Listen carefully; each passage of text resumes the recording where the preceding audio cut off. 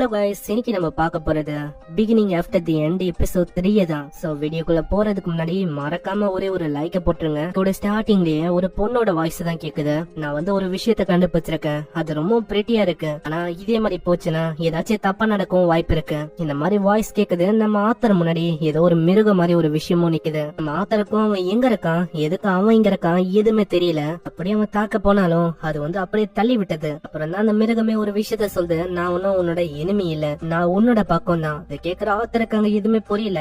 அந்த மாஸ்டரும் அப்படியே போய் ஏதோ ஒரு விஷயத்த அங்க எடுக்குது. நம்ம ஆத்தர் எவ்வளவு ஹைட்ல இருந்து விழுந்தோம், எவ்வளவு தூரம் அவன் உயிரோட இருக்கிறதே ஒரு பெரிய விஷயம் தான். அதுக்கு நீ எனக்கு கிரேட்ஃபுல்லா இருக்கணும். ஃபர்ஸ்ட் விஷயம், நீ இதை சாப்பிடணும், இல்லன்னா நான் வந்து ஆன்சரை கொடுக்க மாட்டேன். இதனால ஆத்தரும் அதை சாப்பிட ஆரம்பிக்கிறான். ஹேய், நீ அதை நல்லா சூ பண்ணி சாப்பிடணும். அப்புறம் தான் அங்க ஆத்தரே கேக்குறான், ஆமா என்னோட அப்பாவை பத்தியும் அம்மாவை பத்தியும் உனக்கு ஏதாச்சும் தெரியுமா?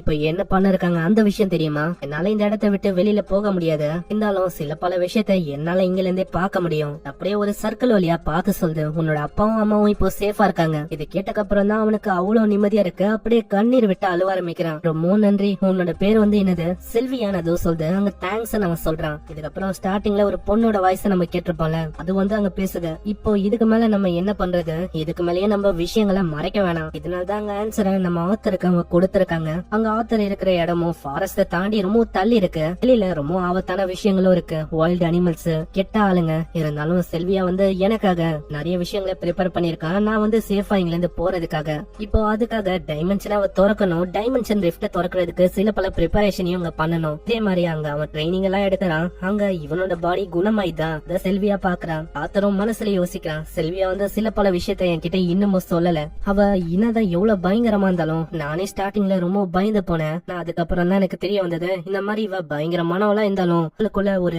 நல்லவ இருக்கா. இதுக்கப்புறம் அவன் வந்து ட்ரைனிங் எடுக்கிறானா, அதை பார்த்தது சொல்லுது, பரவாயில்லையே, ஆனா கூறலாம் அதுக்குள்ள உன்னால யூஸ் பண்ண முடியுதா? ஆனா இதுக்கு ஆச்சரியமா எனக்கு இல்ல, அப்பனா உன்னால இதையும் பண்ண முடியும். அதை பத்தி நம்ம ஹீரோக்கு தெரிஞ்சிருக்க. அவன் மேஜிக்க அப்சர்வ் பண்றா. எப்படின்னா, வானத்துல பறக்கிற ஒரு ஏர்கிராப்ட் நடுவுல ஃபியூல ஃபில் பண்ணா எப்படி இருக்கும், அந்த மாதிரி ஒரு விஷயம் தான் இது. அதுக்கப்புறம் தான் அதை பத்தி அது சொல்லுது, இது செஞ்சுரிஸ்க்கு முன்னாடியே நார்மலான ஹியூமன்ஸ் எல்லாம் அப்படியே தான் இதை பயன்படுத்துவாங்க. இந்த காலத்துல இதை வந்து பீஸ்ட் மானா அப்படின்னு தான் எல்லாருக்குமே தெரியும். வந்து ஒரு நேச்சுரல் திங் தான், அதாவது பிரீத்திங் மாதிரி. இந்த மாதிரி ஒரு எபிலிட்டிய நீ வந்து விரும்புறியா? அங்க ஒத்துக்கிறான் அவன். சரி, இந்த பவர் வந்து உனக்கு கிடைக்குதுன்னே வச்சுக்கோ, அப்புறம் நீ என்ன பண்ணுவ? அதுவா, அங்க பழைய விஷயத்த அவன் யோசிக்கிறான். அது யோசிச்சுட்டு அவன் கோவமா சொல்றான், எங்களை யாராச்சும் தாக்க முயற்சி பண்ணா உங்களை நான் ஒண்ணுமே இல்லாம ஆக்க போறேன். இதனால அது பயங்கரமா தாக்கிது. ஆமா, நீ எதுக்கு என்ன தாக்குன? நான் ஒன்னும் அந்த மாதிரி எக்ஸ்பிளேஷனை வச்சு யாருகிட்டயும் அந்த மாதிரிலாம் சொன்னதில்ல. ஆமா இல்லையா, பின்ன நம்ம வந்து டிஃபீட் பண்ணோம்னா அதெல்லாம் பண்ணிதானே ஆகணும். ஏன்னா அப்படிதான் என்னோட பழைய வாழ்க்கையில ஒரு ஸ்ட்ராங்கஸ்டான கிங்கா நான் மாறினேன். நீ வந்து என்ன யோசிக்கிற,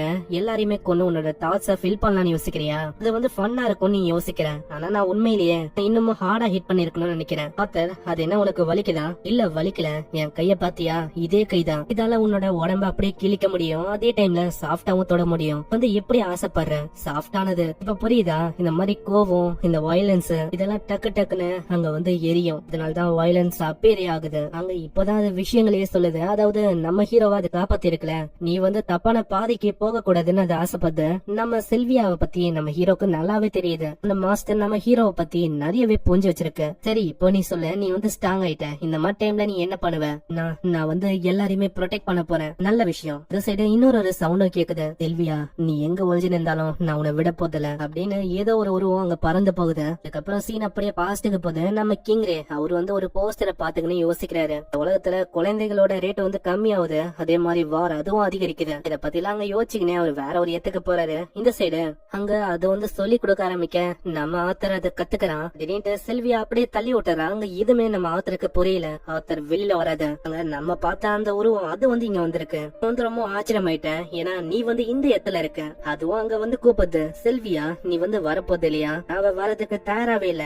நீ வந்து இதே மாதிரி பண்ணந்தா கண்டிப்பா டெத் வந்து உன்னை தேடி வரப்போகுது. அப்படியே அது பயங்கரமா தாக்குது. அதனால அவ அப்படியே சைடா போய் விழுறா. நீ வந்து கவலைப்படாத. அங்க திடீர்னு அவ வந்து ஏதோ ஒரு பவர் யூஸ் பண்றா. அந்த இடத்துல அவளோட உருவமே அப்படியே மாறி போகுது. முட்டாள், நீ வந்து எதுக்கு இதை பயன்படுத்தின? அதனால நீ சீக்கிரமா சாக போற. எனக்கு அதை பத்தி எல்லாம் கவலை இல்ல, நான் வந்து ஹாப்பியா வாழ்ந்துட்டேன். அப்படியே அவ ஏதோ ஒரு பவர் யூஸ் பண்றா. அந்த இடமே உறைஞ்சு போயிடுது. ஆத்தர் வெளியில வா. ஆத்தரும் வெளியில வரா. அங்க ஆத்தரும் ரொம்ப ஆச்சரியமா வரா. நீ வந்து ஒரு டிராகனா? மக்கள் எல்லாருக்குமே இந்த உருவம் அப்படிதான் தெரியும். அங்க செல்வியாவும் இப்பதான் ஒரு விஷயத்த சொல்றா, நான் வந்து போர்ட்டல உருவாக்கிட்டேன். அங்க போறதுக்கு முன்னாடி ஒரு விஷயத்தையும் அவ வந்து கொடுக்கறா. அங்க ஒரு ஃபெதரும் ஒரு முட்டை மாதிரி ஏதோ ஒரு விஷயம் விஷயமும் வந்து தொட்ட அத்த செகண்டே அவன் கையில எல்லாம் மார்க் வந்து உருவாகுது. நான் வந்து உனக்கு சொல்லி தந்திருக்கேன், இது வந்து எப்படி சர்வே ஆகணும், நீ எப்படி அங்க போகணும்னு வந்து மறக்காத. நான் வந்து உன் கூட ரொம்ப சந்தோஷமா இருந்தேன். இங்க அங்க திரும்பவும் போறதுக்கு முன்னாடி அதே விஷயத்த அது கேக்குது. இந்த பவர் அடைஞ்சதுக்கு அப்புறம் நீ என்ன பண்ணுவ? நான் வந்து எல்லாருமே ப்ரொடெக்ட் பண்ணுவேன். ஆனா செல்வியா, இந்த மாதிரி நீ ப்ராமிஸ் பண்ண மாதிரி என்னோட பவரை வச்சு உன்னை வந்து என்னால ப்ரொடெக்ட் பண்ண முடியல. வந்து கவலைப்படாத, இது வந்து நேச்சுரலான விஷயமா தான். எனக்கு தெரியல இந்த மாதிரி எதுக்காக என்னோட வார்த்தைகள் இப்படி மாறுச்சுன்னு. எல்லாமே அவ கொடுத்த அந்த கிராட்டிடியூட் அதனால தான் இப்படி வந்ததோ, இல்ல இவ கூட வாழ்ந்தனால எனக்கு வந்து இப்படி தோந்தா இந்த மாதிரி நான் மாறிட்டேன்னு. என்னோட ஃபேமிலியா அதுக்கு ஒரு காரணமா இருக்கு.